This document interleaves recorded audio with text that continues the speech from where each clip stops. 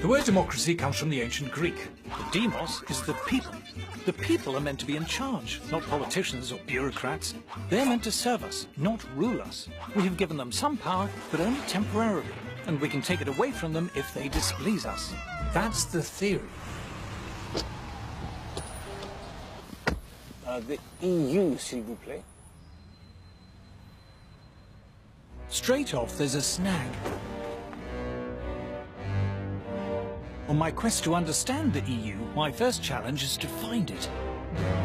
There are over 90 EU buildings here in Brussels, and a load more in Strasbourg and Luxembourg. As impressive as the modernist buildings is the number of directorates, councils, commissions and ministries which occupy them. But here the EU slips its first cog. For a democracy to function, there needs to be transparency. We, the people, need to know how the system works.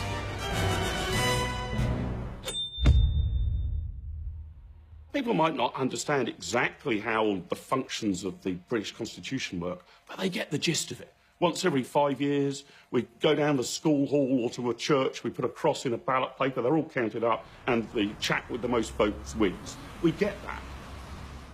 You try working out how a European Commissioner is appointed. It's positively Kafkaesque. You can't actually get your head around who does what, why, and who is answerable to who. The European Union, which imposes laws on 28 countries, is made up of 7 main institutions, which include the European Council, the Council of the European Union, the Court of Justice of the European Union, the European Commission, and the European Parliament.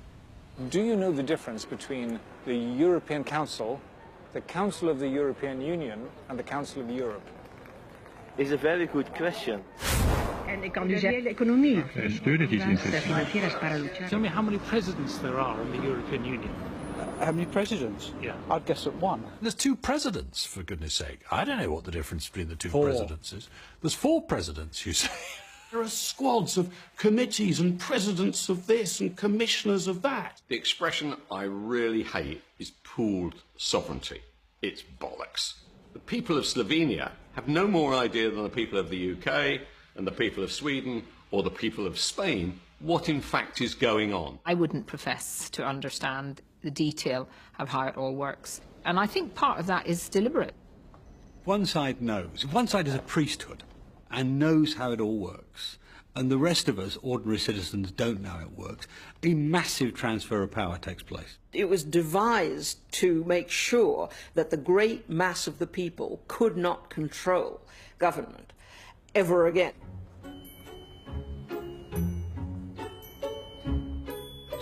Problem number 2. For a democracy to function, you need to know who's running it. A democracy only works if you know who your representatives are. David Cameron, tough, tries to hide it, probably quite a nasty piece of work. Tony Blair, oily. There is only room for one in the lifeboat, Tony Blair. The ordinary voter, who's going to hand them all this power, can make up their mind whether they like them, dislike them, because they see them in the papers, they hear them on the radio, they watch them on the telly. Do you recognise this man? No. Do you recognise that man? No. I challenge you to name almost any of them. Do you recognise this guy? No. There's that chap Juncker. Is he one of them? I didn't know whether it was just the British being a bit thick, so I thought I'd ask some folk in Brussels. Yes. Martin. Martin. Can you tell me who that is? No. Who are all of these bureaucrats? Who are they answerable to? Ah, but here we come to problem number 3. Accountability. Would it help if you knew who they were? Because you don't have any power over them, so what's the point? In the EU, there's a thing called a parliament, but it's not a parliament as we know it. In the EU, the parliament isn't in charge. Have you ever known anyone know who their MEP is? Nobody does. It's because we know that they're not actually being voted into a meaningful position of lawmaking. This is the only parliament the world's ever invented where you cannot initiate legislation, propose legislation, or even the repeal of legislation. All of that comes from the unelected European Commission. So you can't propose a law and try and get it passed? No, absolutely not. parliamentary democracy, once every 5 years, you can throw everything out of the window and start again. With this, once something is European law, there is nothing through a democratic process the voter can do to change it. The people whom we elect to go to Brussels have almost no power at all. They do what they're told. Got even less power than the House of Lords, for goodness sake. Our votes for these people are pointless. They are fundamentally pointless. The European Parliament is an irrelevance. The European Union bureaucratic structures, who are appointed, not elected, have all the real power. The real power in the EU, including the power to legislate, resides not with the Parliament, but with EU officials. They debate their laws in secret. We are not allowed to hear or read their deliberations. Do you know the name of Britain's European Commissioner? No. Have you heard of Jonathan Hill? No. No. No. Did you vote for him? No. Did I vote for him? No. No.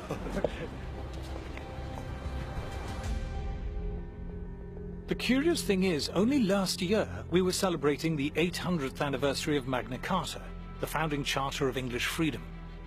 The history of democracy in Britain has been the history of taxpayers demanding the right to determine themselves how much tax should be taken from them and how it should be spent. If I am going to be asked to pay taxes, I want to be told where they're going, and if they're spent badly or stupidly, I want to be able to remove from power the people who are spending them. What made Britain rather different from most other countries was that at an early stage we said no government could pass any law or impose any tax without first getting the authority of the British people. So it's a major thing that we can be taxed by other people without our say.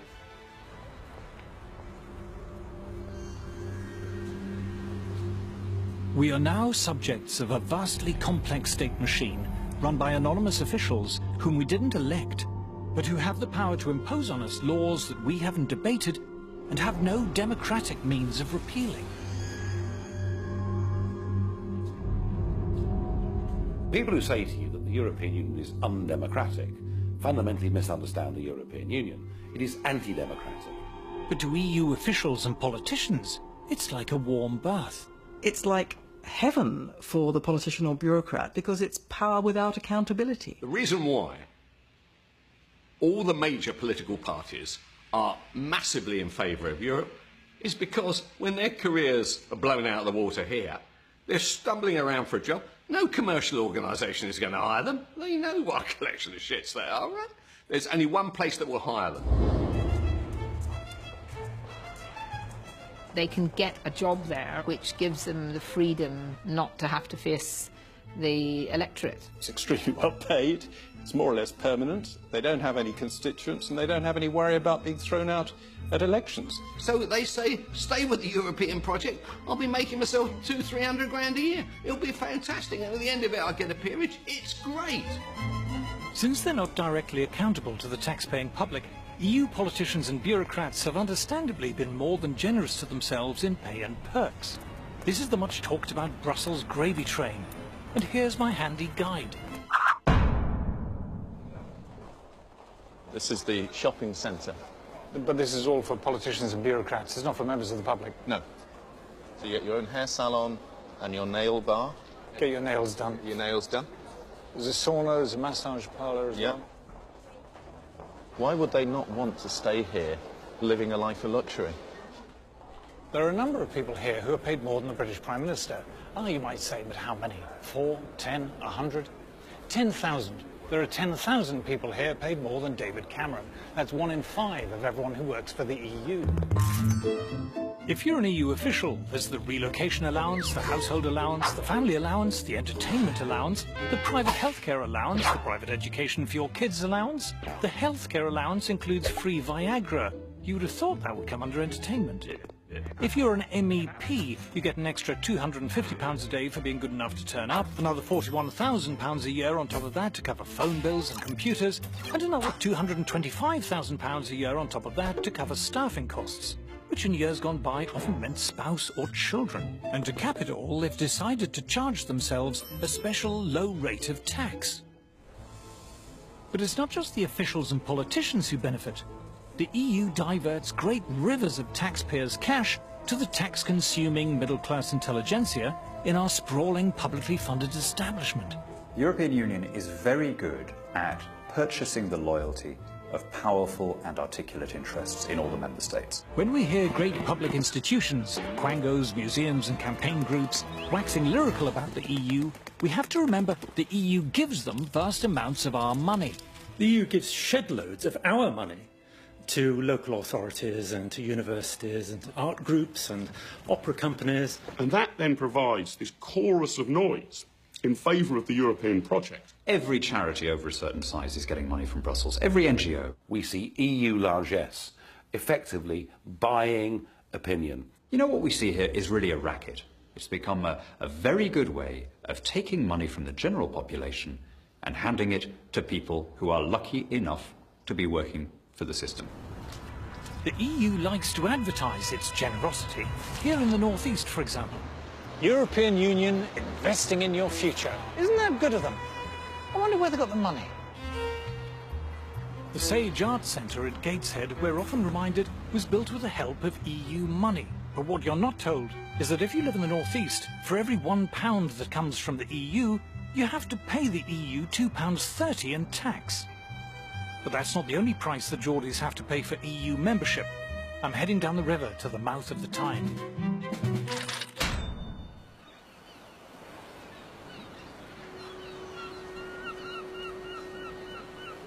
The reward for giving up our sovereignty, we're told, is greater influence in Europe. To see how much influence we have, I've come to the place I grew up. For centuries, fishermen's huts called shields lined the River Tyne. From them came the names of the towns that straddled the mouth of the river, North and South Shields. The seas here are rough, but the water is rich in mackerel, haddock, salmon, herring, cod, skate and shrimp.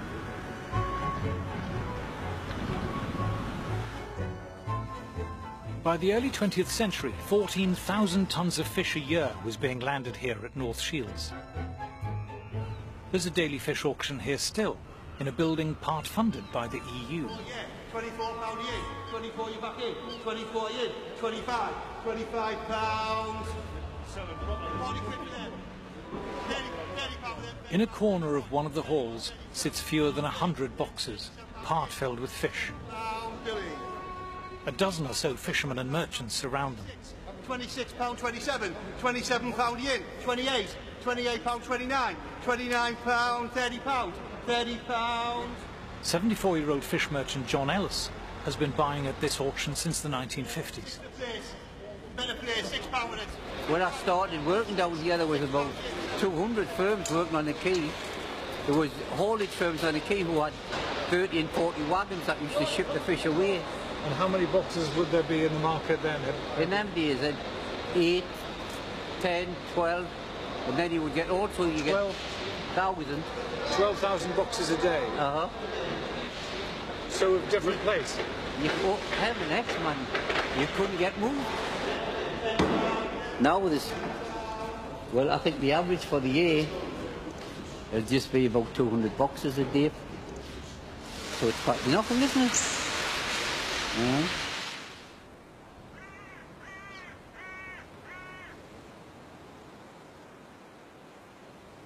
When Britain joined the common market, it lost control of its fishing grounds. When quotas were imposed, several other European countries lobbied the EU for Britain's fishing rights to be divided up between them. The British government was powerless to stop this. The EU has just obliterated the English fishing industry altogether. The quota system they've got now is it's just mad. Local fishermen were now banned from fishing in waters they'd fished successfully for centuries. Oh, just beyond the pier over there. In fact, it might be there today, this great big Dutchman. Well, that Dutchman's got 25% of the whole quota of all of England. It's only 3 or 4 miles off the Tyne, catching herring and mackerel. Local fleet can't catch herring and mackerel, and it's right on the doorstep. There is still a prospering North Atlantic fishing industry, but only in countries that have retained their independence. Well, look at the Icelandics and the Faroes and the Norwegians. They sell millions of pounds worth of fish to us. And they're outside the common market. But you tell me a common market country that buys fish off us But they send the fishing boats to the North Sea to catch our fish. It's just madness. The EU has been paying British fishermen to destroy their boats. They said the fishermen, if you want to get out the industry, will give you a lump sum. This here looks like an old boat that's been destroyed. They just watch them with big chainsaws, cutting the old wooden boats up and burning them. The EU pays fishermen to leave an industry and destroy their boats. That's right. While at the same time giving rights to people elsewhere to fish the same waters. Oh, that's right,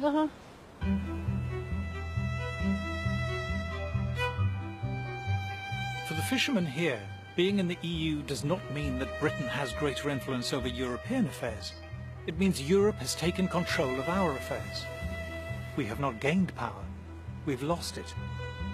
For the last couple of decades, Britain has voted against 72 measures in the European Council and been defeated 72 times. How will you be voting in the referendum? Oh, definitely out.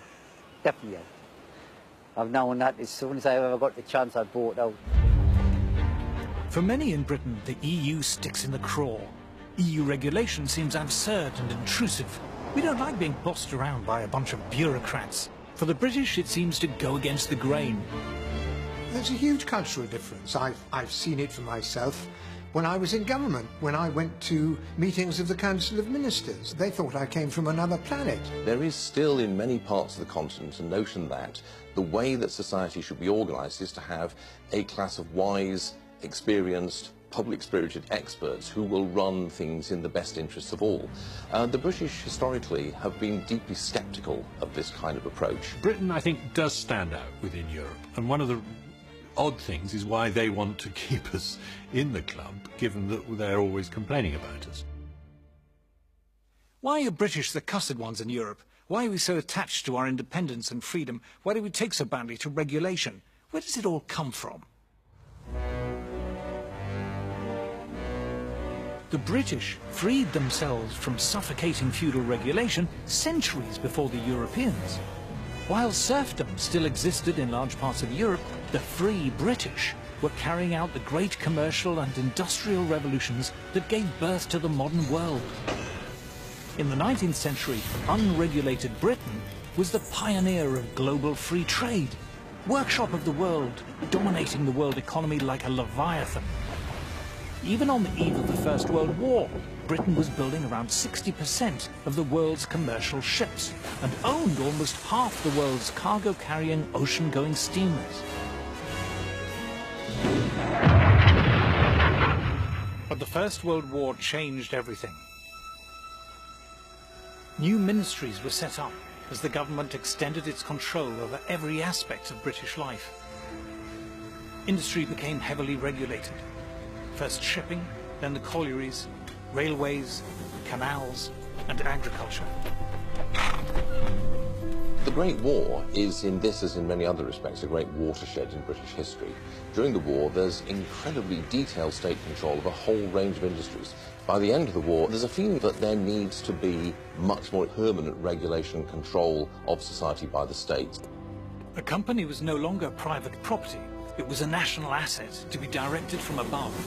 The government increasingly thought that it should plan, it should control, it should regulate. When the war was over, so was the excuse for government regulation, and many were scrapped, but not all of them, and not for long. British governments sought to deliberately cartelise and control the major sectors of the British economy, basically checking the spirit of initiative innovation that had been such a dominant feature of the British manufacturing sector in the 19th century.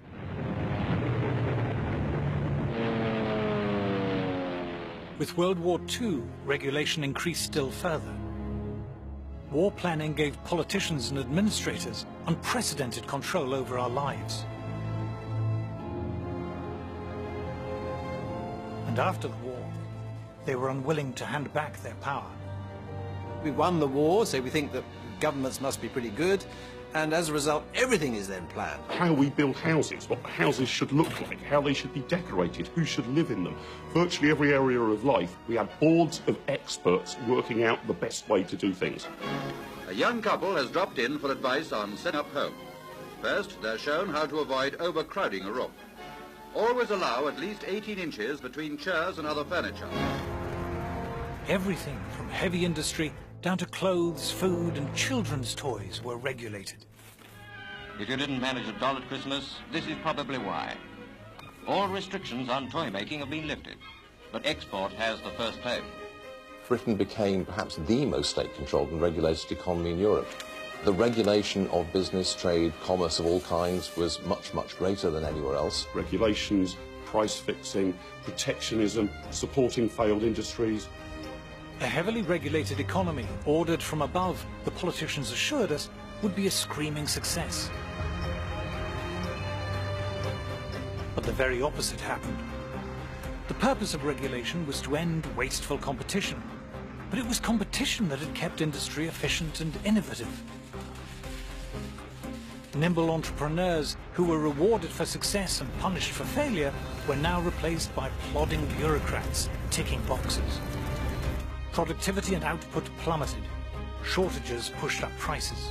The buying power of the average wage, £5 to £6, has shrunk at an alarming rate.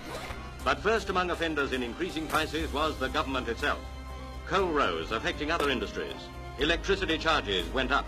Then as we get more money, everything goes up, doesn't it? It must be this inflation they're all talking about. For ordinary British consumers, life was grim. Goods were either unavailable, unaffordable, or heavily rationed. Good news came with a sticky end to sweet rationing. For 9 years, mouths had watered for this great day. And it was too much of a tummy ache for the country's economy. And soon, personal points came back.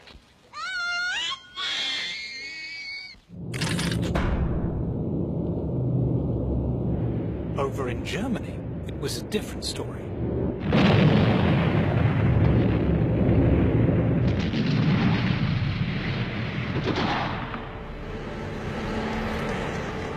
The war had left Germany little more than smoking rubble. West Germany would receive some martial aid, but only less than half the amount sent to Britain. At the end of the Second World War, Germany was a ruin. If you see the old footage, it was absolutely flattened. Germany needed a miracle, and this was the man who performed it. In the first free elections after the war, Ludwig Erhard, the son of a shopkeeper, became Minister for the Economy, a post he held until 1963. Ludwig Erhard began the Wirtschaftswunder, the economic miracle, by completely scrapping all of the controls that he'd inherited from the Third Reich, and he did this against the strong advice of his British superiors, you might say, in the occupied zone. Erhard revolutionized the German economy because he just got rid of regulations on a massive scale. He got rid of production controls, price controls. He got rid of trade barriers. They were happy to have open and free trade, a deregulated economy. They want to see industries stand on their own 2 feet, and those that can't must make way for those that can. Germany was open to the world, had much more free and easy entry into business and commerce and the professions in Germany. And the result was that the German economy became much more dynamic, much more innovative, and ultimately much, much more successful. Just look how quickly Germany pulled itself off the floor. Industrial production soared.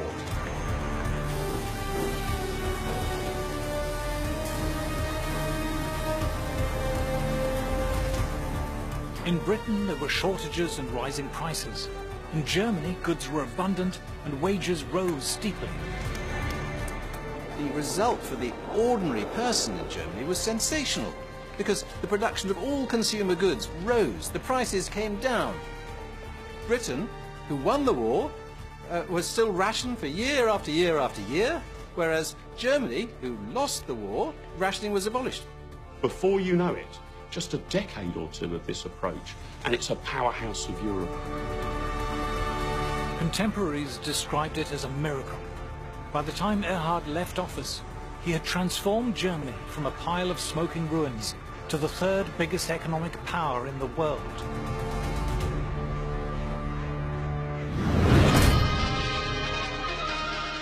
Then came something called the common market. In the greatest free trade experiment of modern times, the barriers are going up between 6 European countries. Barriers up, tariffs down. That is the meaning of the common market, formed by France, Italy, Western Germany, with Holland, Belgium and Luxembourg.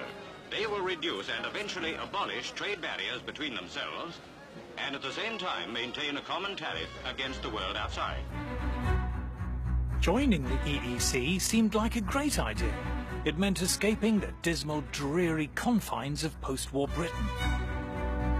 In the 70s, we had terrible problems. We had double-digit inflation, the three-day week, prices and incomes policies, and we looked across the channel and we thought, these chaps are doing something right. At that time, Britain was a very centralised place, a very over-bureaucratic and regulated place. Europe was a much more competitive and free trading place, and it looked like the future. Europe was the future. Europe meant sun and wine and fancy food like pasta. It meant going out into the world and opening up and hopefully becoming more like powerhouse Germany.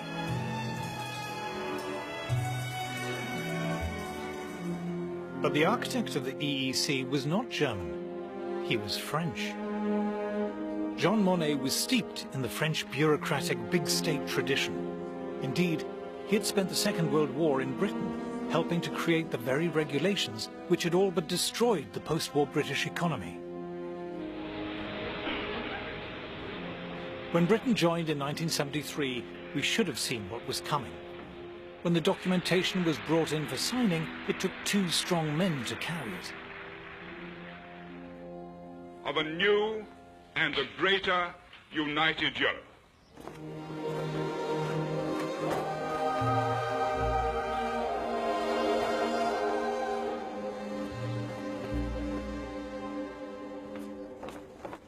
It soon became clear that the common market was so much more than a trade deal.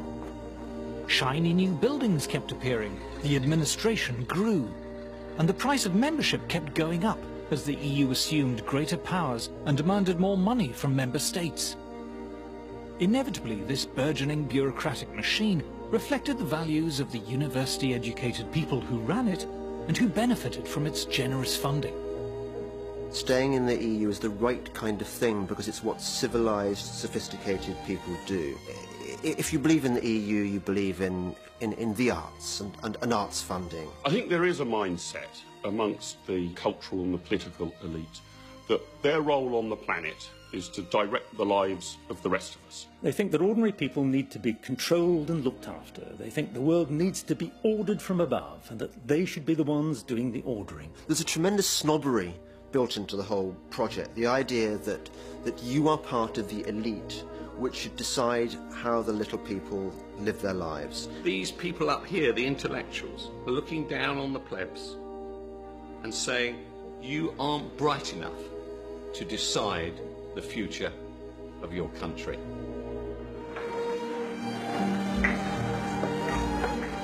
As the EU's power steadily increased, so did the number of regulators and the volume of regulation. The bureaucratic class can find no area of human life that they don't want to write a rule book about.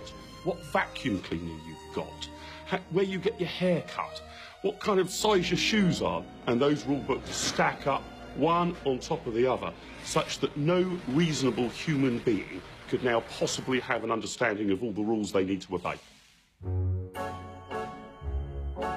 You've got thousands and thousands of bureaucrats, civil servants and administrators, and their job is to push paper, write on paper, have rules on paper, pile up more and more paper. You just get a mass of growing telephone directory size rules and regulations, one after the other, ceaselessly, endlessly. That is actually what the bureaucracy sees itself as there to do. If the list of EU rules could be put into one document today, it would take more than 2 men to carry it on. Such a document would reach as high as Nelson's column. Regulation is so vast and complex, even the EU is unable to tell us how many laws there are covering different areas of our lives. So we've used some helpful EU databases to make the best estimate we can. Here is regulated EU man waking from his regulated slumber to start his regulated day. You wouldn't think you'd need a law for pillar cases. but the EU has 5. But that's nothing. The pillow inside is subject to 109 different EU laws.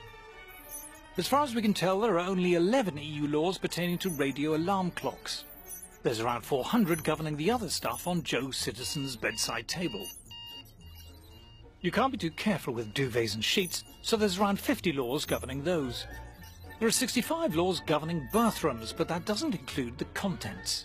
How they've managed to think up 31 laws for toothbrushes is beyond me. But let's face it, toothpaste is a bit weird, so 47 laws sounds about right.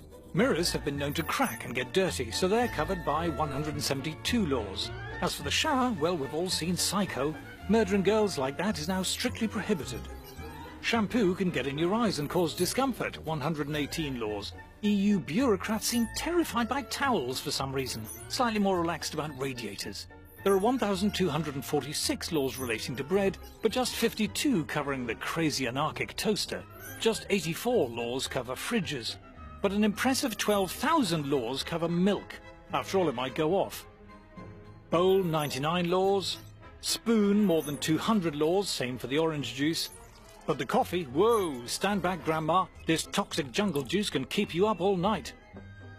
The best dog in Britain is unaware of the odourless fog of canine legislation, but careful Ruby, ignorance is no excuse. Our regulated man leaves his regulated house. There are only 92 laws about pavements, after all they're just pavements, but you get the idea. EU regulation surrounds us like invisible barbed wire. When we're frustrated in our daily lives by needless, stupid EU laws, it's infuriating. But it's much worse than infuriating if you're thinking of starting a new business. It's like entering a legal minefield.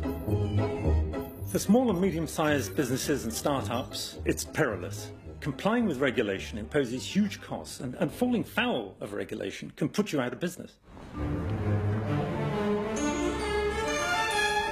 Big established firms don't mind regulation so much.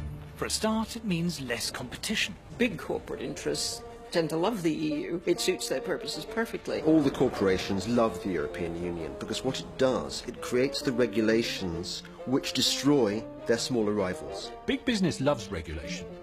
Don't forget that. Big companies can lobby in Brussels, and the amount of money they spend there is staggeringly large. One of the first things that stuns you are the number of invitations on your desk to lunch, breakfast, dinner, champagne receptions, and invariably they come from lobby groups. There are people who make their entire livelihoods out of being professional lobbyists in Brussels. This is where a lot of the lobbying goes on. So you will see the lobbyists from different companies, from NGOs. The returns they get by stifling competition and framing regulations in a way which suits them and keeps other people out is very, very striking. It used to be called a rich man's club, and that is by and large what it is.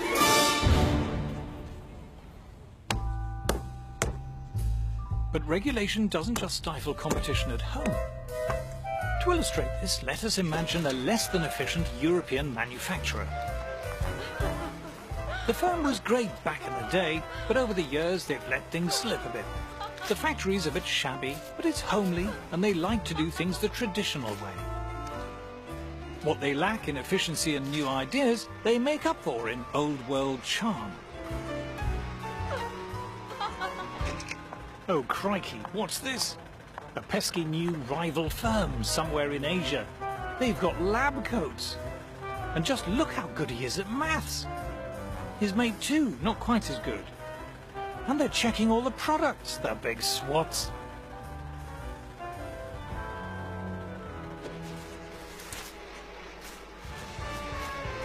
At our Euro firm, the products haven't changed much in a while. And what's the point of a fancy new machine when you can give customers the hands-on personal touch? It seems to have worked all right in the past. Oh, but look at the Asian fellas. Their umbrellas have clever sci-fi buttons to make them open. Oh, what? The buttons make them come down too. How do they even do that? Our Euro firm faces a tough choice. Do they tidy up the factory, buy some lab coats and give everyone calculators? Or do they get the next train to Brussels?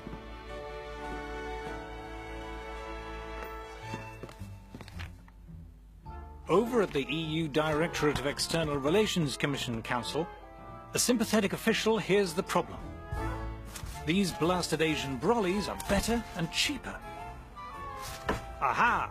This is just the kind of abuse the EU was set up to tackle.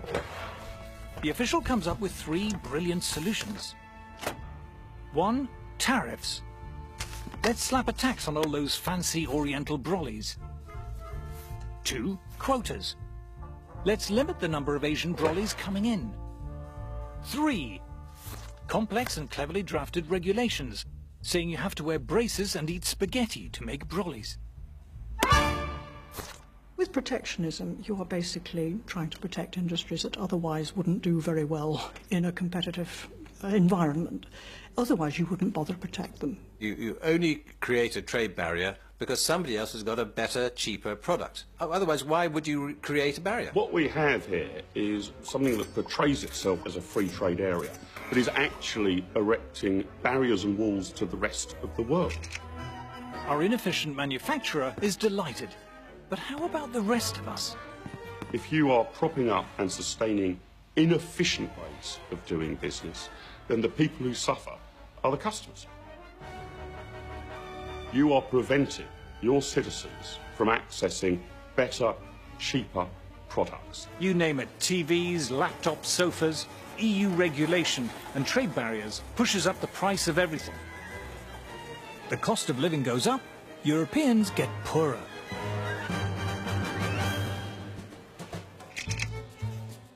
But it wasn't just manufacturers who sought protection. Farmers like it when food prices are high.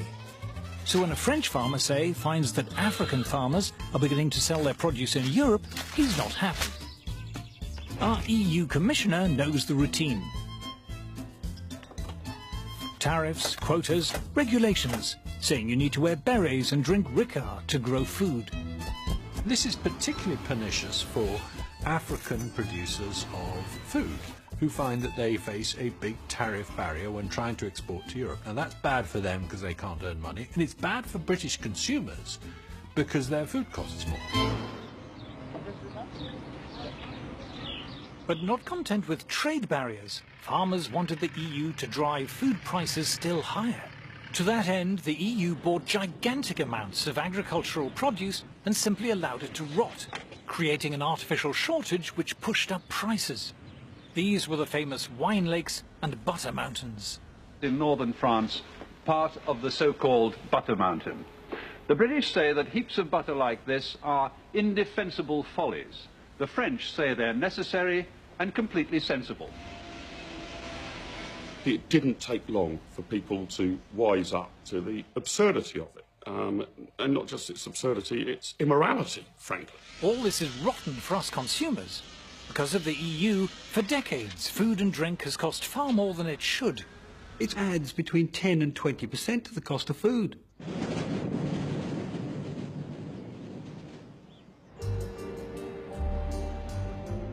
But it gets worse. Let's look at protectionism and the steel industry. If you're a steel producer, you don't like the idea of cheap steel coming in from America or Asia. You'd much rather the EU shove up some trade barriers. Great for steel producers, but what if you're a steel consumer? Suppose you make bridges or railway lines or cranes or robots or ships or trains or cars or space shuttles or other things made of steel. You now have to pay more for your steel than your competitors in, say, South Korea or Brazil. Protecting one producer has raised costs for other producers. The disease spreads. Instead of one uncompetitive industry, we now have many. To see how this works in practice, I've come to the Tate & Lyle sugar refinery in London. For centuries, raw sugar has been coming into the Thames in huge quantities to be refined in factories like this.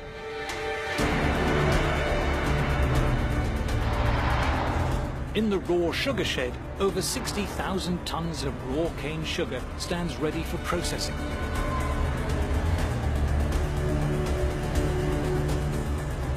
Outside is Tate & Lyle's own dock. In years gone by, this was crowded with boats from countries like Brazil and Australia and India, queuing up to offload their cargo. The European Union is the biggest drag on the competitiveness of our business. And what precisely are they doing, which is the problem? Well, you can see behind me on the jetty today that there's no boat here with raw sugar, and that's precisely our problem.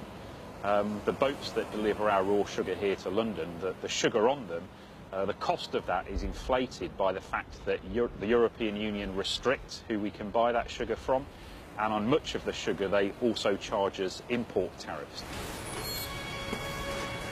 When inefficient European beet sugar producers asked the EU for protective barriers against cane sugar producers around the world, it was a blow to refiners like Tate & Lyle. On some of the boats of sugar that we bring in, we can be paying anywhere between 2 to 3.5 million euros in extra costs because of the European policies. As costs have risen, so has the price of sugar for consumers, while Tate & Lyle's turnover and profits have been hit. It threatens the 850 jobs here in East London, and it's meant that we've had to downsize the refinery by about 50% since 2009. How strong is the feeling against the EU at the moment here? Walk around the refinery, talk to the people here. They absolutely know that no matter how hard they work, no matter how productive they are, the regulations that the European Union set can still crush us. Protecting inefficient producers ends up dragging down good producers. Whereas up till 2009 we were exporting 300,000 tonnes of sugar, because the European regulations have made us uncompetitive. Not only have we stopped exporting that sugar, but we also now face around 250,000 tonnes of imports into the UK to compete with as well. So it's a double whammy, if you like. And we estimate that probably costs the UK economy something like 80 to 90 million euros a year, just for this one factory. Instead of looking out to the whole world, what we see is the EU bringing up the drawbridge. The EU has slid from free trade into crony capitalism and protectionism. Protection hurts consumers who have to pay more for inferior products. It hurts industries whose costs are forced higher. In the end, it even hurts the firms who are protected. Protecting a firm from competition does not make it more competitive. Suddenly you can relax and put the kettle on. Competition forces you to be sharp and buck up your ideas. Remove that and it's like pulling the plug out. By protecting more and more industries year after year, Europe has ended up with a moribund, ailing economy.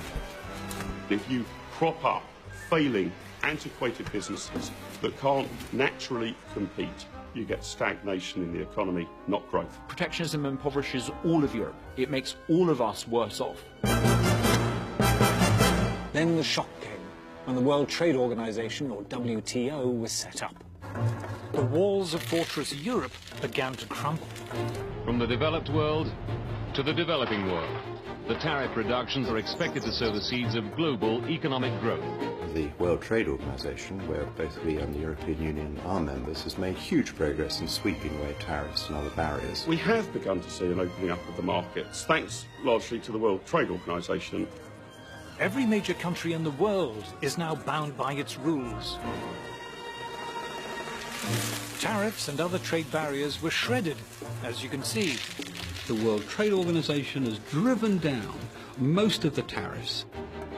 In the EU, the average tariff on agricultural products has fallen to 12%, and on manufactured goods, just 4%. Europe's industries now face the challenge of international competition. I think the European Union is learning a very hard lesson. But if you're insulated from competition decade after decade, it comes as a bit of a shock when it arrives. Growth in the EU, already feeble, has more or less ground to a halt, with youth unemployment reaching staggering proportions. The EU badly needs its own post-war German-style economic miracle. But far from slashing regulation, the mountainous burden keeps growing. It constantly wants to achieve growth through harmonization, top-down control and central direction. And we know those don't work. It militates against precisely the kind of individual initiative and innovation that is at the heart of economic growth. Regulation is the enemy of competition, and competition is the engine of growth. Therefore, it is no surprise that the European Union has become an economic basket case. Every continent now is outgrowing Europe. When you think of the growth rates in China, And then you look at the growth rate in the European Union. That tells me that we are in the wrong place. We joined the European Union and it's become the world's only declining trade bloc. Far from hitching our wagon to a dynamic economic locomotive, we've shackled ourselves to a corpse. The people have never given a bigger vote of no confidence than Brussels. Today, world markets were nervously watching. The stock market has not been reassured. What the European Union has become in the 21st century is what Britain was when it was the sick man of Europe. Despite decades of economic decline, the EU elite carries on regardless. They are unmoved by criticism, untroubled by popular discontent. But the frustration of ordinary people is beginning to show. We now have to focus on constructing a firewall to prevent contagion within the Eurozone.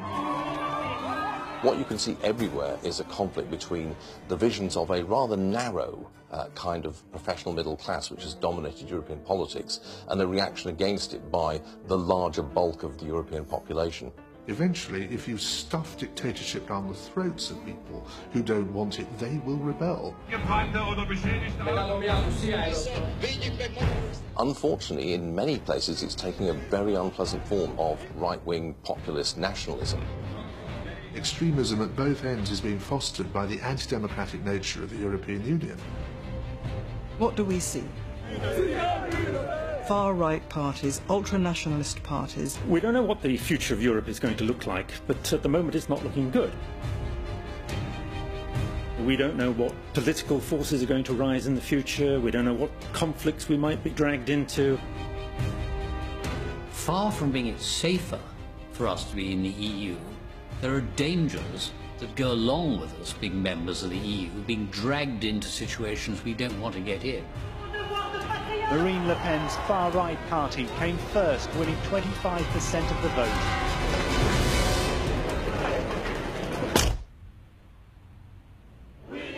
Given the shocking lack of growth in the EU, the promises of prosperity and security seem empty.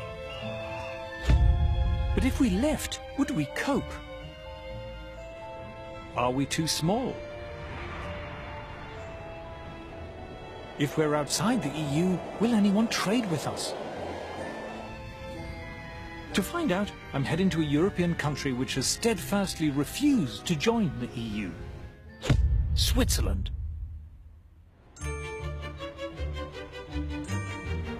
It's very pleasant arriving in Zurich. The station's lovely. The bit round it's lovely. In fact, everything's lovely. But then, this is the wealthiest city in the world, ranked as having the highest quality of life in the world.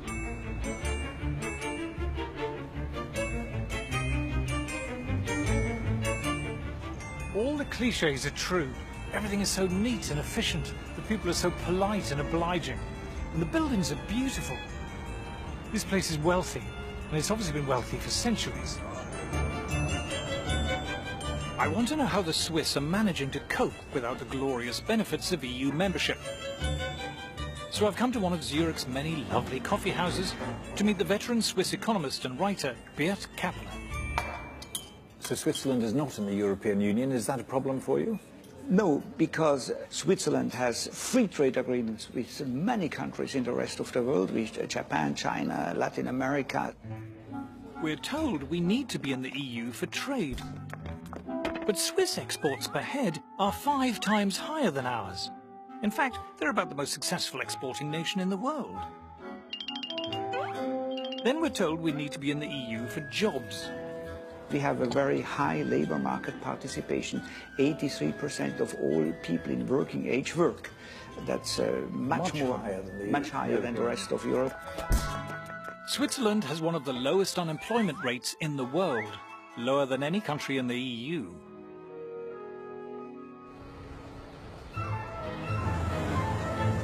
Don't be fooled by the mountains, the cows, and the cuckoo clocks, which are German, by the way.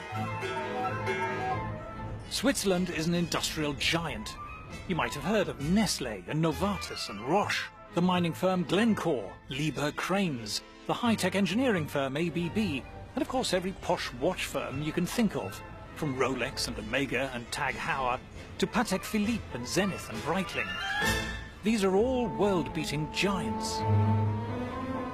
Just look at the most valuable companies in Europe. Novartis, Roche, Nestle, they're all Swiss. Yep, Europe's biggest companies aren't even in the EU.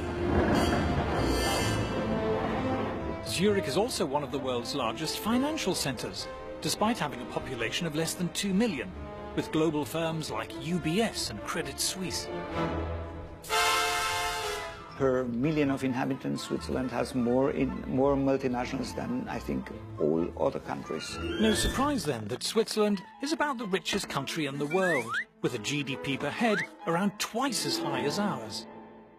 To make the point that actually if we left the EU we'd be just like another Switzerland, I think is totally bizarre. It is one of the most prosperous countries in the world. Switzerland doesn't just do a bit better than us, it does fantastically better than us. Needless to say, the Swiss are better paid than us, with average wages again around twice as high as ours. What's more, there is far greater income equality here. Labour incomes are about as equally distributed as in Scandinavia. If you think high tax rates lead to equality, look at Switzerland. They have far lower tax rates than we do, but very high levels of income equality. So, without the EU's help, the Swiss seem to be scraping along just fine. But how do we account for Switzerland's truly staggering success? I've come to the offices of the Swiss magazine Die Weltwoche, or The World This Week. The reason why Switzerland is successful economically is that Switzerland is not a member of the European Union. In the EU, it's politicians and bureaucrats determining what the people have got to do. I mean, it's a top-down system in the EU, and Switzerland is, I would say, the epitome of a bottom-up system. Switzerland is the perfect opposite to the European Union's crumbling model. Switzerland is a kind of super-democracy, far more democratic than Britain, let alone the EU. Switzerland's one of the oldest constitutions in the world, and it's one of the most democratic. It's not up to the Prime Minister whether a referendum should be held, it's up to the people. You get 50,000 signatures and they have to hold one. The people in Switzerland decide everything. It's very different to elite conception of politics, where an enlightened elite decides and knows better. Here, the people knows better, and politicians have to conform. Why is the Swiss state successful? Because our politicians are forced to fulfill the interests of the people. Key to their success is the fact that their class of bureaucrats and politicians, if you will, is kept on a much tighter rein and much greater control by the public. You simply cannot get away with the kind of grandiose plans that you find, say, in France. In Switzerland, the Swiss public simply will not tolerate that. The Swiss economy ranks as one of the least regulated in the world. And according to the EU itself, Swiss industry is also Europe's most innovative. Too much regulation stifles innovation, limits creativity, and so we think this should be the foremost endeavour of politicians to eliminate regulations and not to create them. Switzerland is one of the least regulated economies in the world, and it's also one of the richest countries in the world. This is no coincidence. Do it like the Swiss, have some arrangements with Europe, but be independent and look to the world. Ah, being like Switzerland. That sounds good. But is it that simple? To trade with Europe, won't we need a trade deal? No, there's so much nonsense talked about trade agreements. The EU is a trade deal, and it's very bad for us.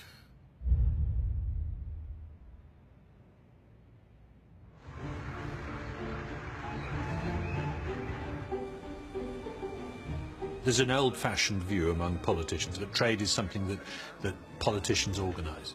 It's not. Trade was all about the great and the good from one country signing a treaty with the great and the good of another country. But real life is starting to leave that behind.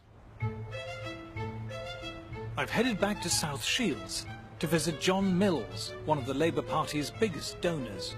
His company, JML, has hundreds of products manufactured for them in countries all around the world and exports thousands of container loads of goods every year to every corner of the planet. This business is truly global. Well, we export to about 85 countries at the last count. The majority of these countries are not in the European Union, but it's actually no more difficult for us to sell to the United States or to Australia or to even China than it is to sell to the EU. The idea that you have to be in the European Union to trade with the European Union is a total absurdity. Wander into any shop in Britain and you'll find goods from all over the world. Cameras and TVs from Japan, computers and phones from America. But we have no trade deals with these countries. You don't need a trade deal with a country to be able to trade with it. If you go shopping, what do? Well, you buy Chinese goods, you buy Korean goods, you buy American goods, and yet none of those countries are part of the European Union. China doesn't have a trade deal with the European Union, nor does the United States, nor does India. You don't need trade deals. Trade involves having a product or a service which other people are prepared to buy at whatever price you can produce it for. Though we don't need a trade deal to trade with Europe, it's highly likely they will want one, for one simple reason. The EU is desperate to keep its goods flowing into the UK. You go outside, you count, don't take my word for it, go count the number of Audis, BMWs, Mercedes, Volkswagens. You'll find it's over 30% of our market. The Germans' biggest industry needs us to the tune of 16 billion plus every year. We are actually the biggest market for the rest of the European Union. We are not a supplicant. We need a bit of self-belief and a bit of self-confidence. Even though we're EU members, since the turn of the century, the proportion of British trade with the EU has been in steep decline, while trade with the rest of the world has been rising sharply. There's no trade deal at the moment with China. The EU does not have one. But if you look at Anglo-Chinese trade over the last 10 years, say, that has been growing several times faster than Anglo-EU trade, where of course there is a trade deal. Our percentage of trade with the EU is falling virtually by the minute. I mean, it's tumbling even as we conduct this interview. Every single year that goes by, the percentage of British overseas business that is done outside the EU grows at double the rate of the business we do inside the EU. They need us more than we need them. Ah, but what if the EU proposes a trade deal which forces on us open borders and other stuff we don't like? If a proposed trade deal is unacceptable to us, whether it's with the EU or anybody else, we just don't sign it.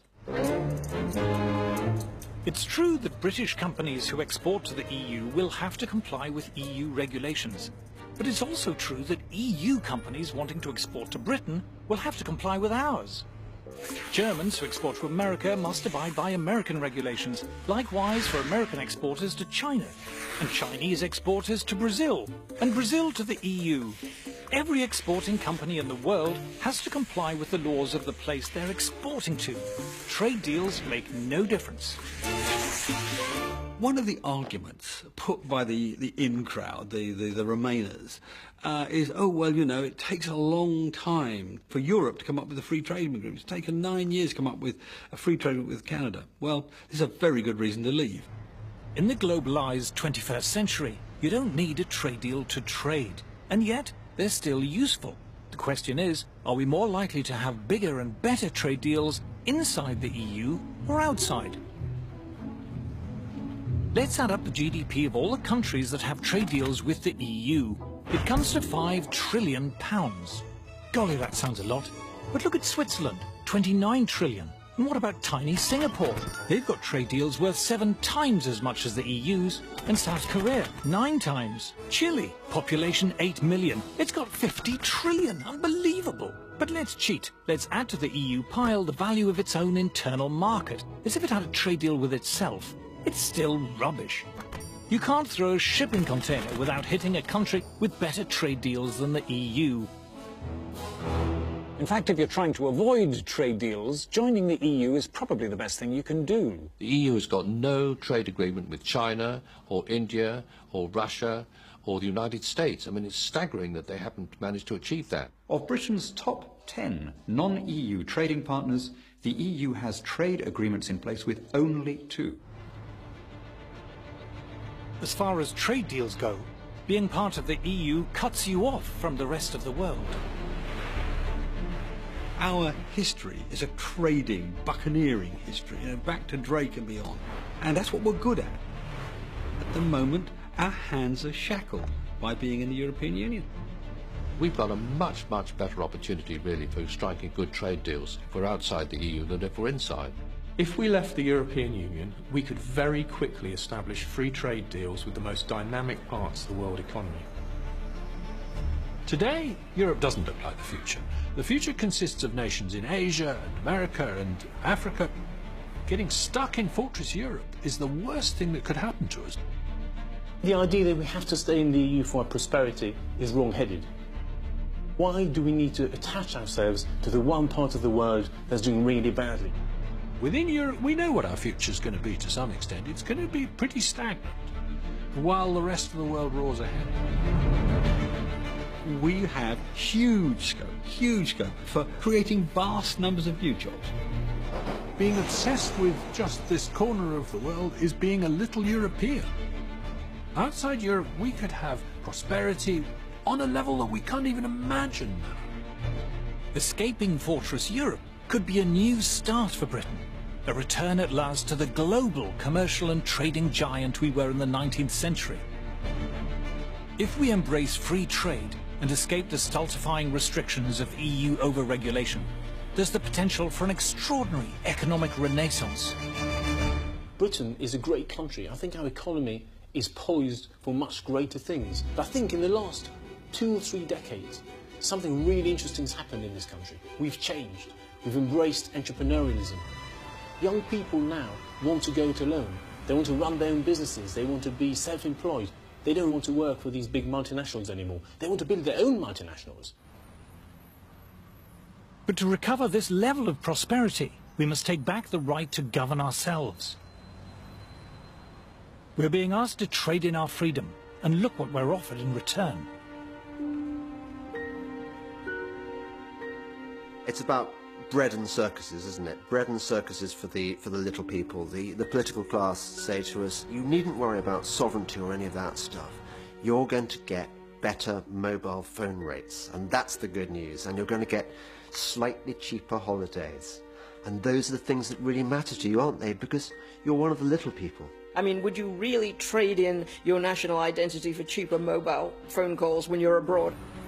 They're treating us like natives in the 18th century, but Captain Cook lands on the shore and he starts handing out these beads and trinkets, and we're going to be happy with that, and we're going to sell them our country for them.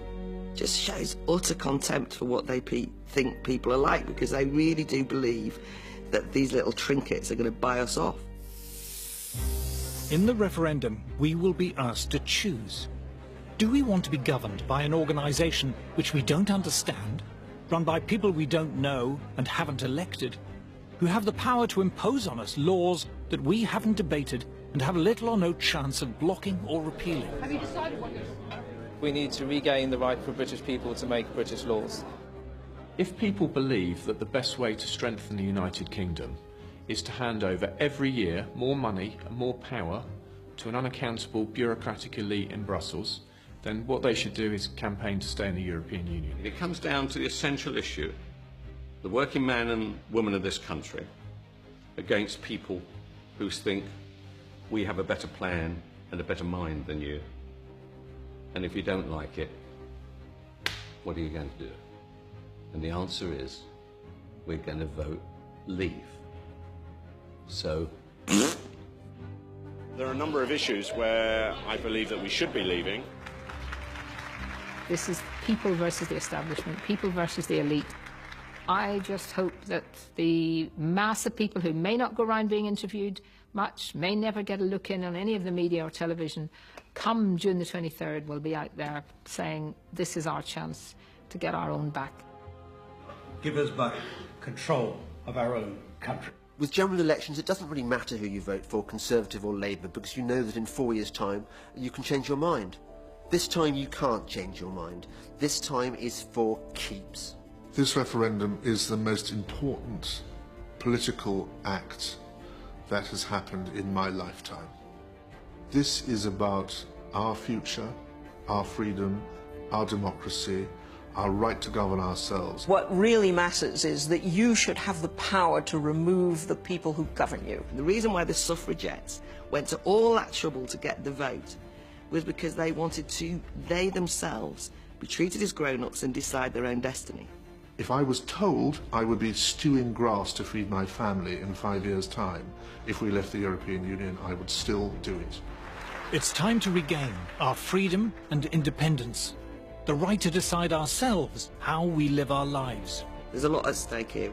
What we want is democracy. We, the people, should determine our own destiny. We have the capacity to shape our own futures. So my question is, what price freedom?